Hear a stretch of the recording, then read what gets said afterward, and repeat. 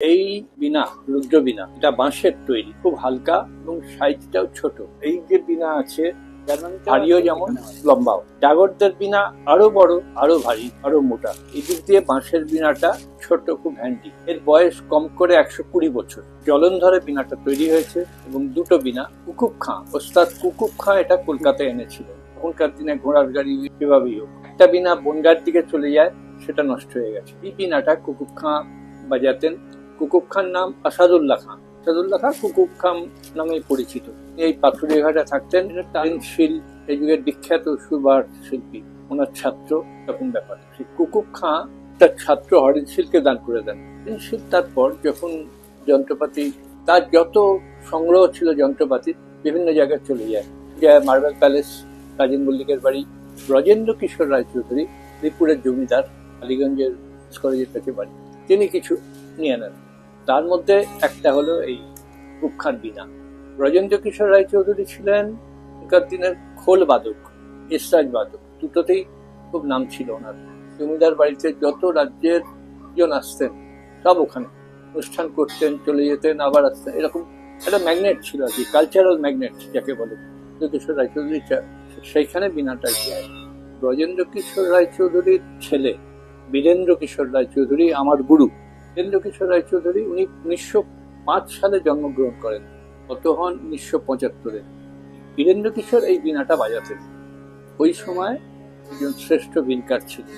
এছাড়া উনি সেতার বাজাতেন, শরৎ বাজাতেন, অনেক কিছুই ছিল। প্রধান যেটা তার নাম বীণা। বীরেন্দ্র কিশোর রায়চৌধুরীর বাড়িতে এই বীণা ছিল, বাজাতেন। আর তখন আরো যারা শিল্পীরা আসতেন, ছাত্রছাত্রীরা আসতো, ওনার ছাত্রের মধ্যে রবিশঙ্কর, নিখিল ব্যানার্জি, শিশির কণা, আরো সব আছে।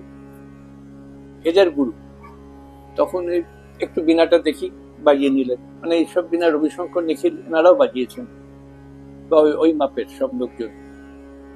সুরবাহার রাখা আছে, সুরসিঙ্গার রাখা আছে, পরপর যন্ত্র কাঠের পরপর সাজানো থাকছে। অর্থাৎ বলতে চাই এই বীণায় অনেক জ্ঞানীগুণী লোকের হাত ছোঁয়া আছে।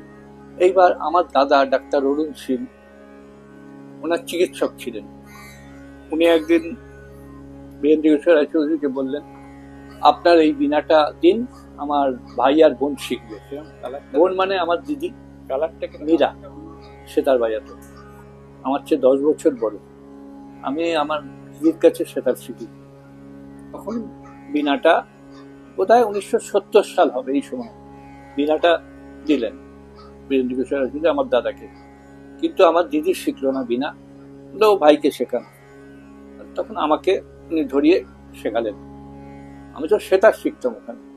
দিদির কাছে সেতার শেখার পর আমাকে বীরেন্দ্র কিশোরের কাছে পাঠানো হলো, সেতার শেখা শুরু করি। আর ওনার সেতার শেখা মানে ওই ধ্রুপদ অঙ্গেই শেখা, বীণার জিনিসে সেতারে। এবার উনি বীণাটা শেখালেন এবং আমাদের বাড়িতে এটা কম করে 50 বছর আছে আমাদের পরিবারের কাছে। আমরা এটা মেনটেন করি যখন যা দরকার হয়, এবং আমি এটা বাজাতাম, বিভিন্ন অনুষ্ঠানে আমি বাজিয়েছি। তারপর বুঝলাম এই জিনিস এত একটা হেরিটেজ বীণা, আমার নিয়ে নিয়ে ঘুরে ঘুরে বাজানো উচিত না। তখন এটা বাজানো বন্ধ করলাম, আমি নিজের বীণা কিনলাম। যেটা বলছিলাম, বীরেন্দ্র কিশোর কাছ থেকে অরুণশীল পেলেন, ডাক্তার অরুণশীল, সেই থেকে আমাদের পরিবারে আছে। এবার এই বাড়িতে আটকে রাখা তো ঠিক না, লোকে জানতে পারছে না, দেখছে না। এটা কোনো সংগ্রহশালায় দেব, দান করে দেবো, যাতে সবাই দেখতে পায়, জানতে পায়। এরকমই আমার ইচ্ছে আছে।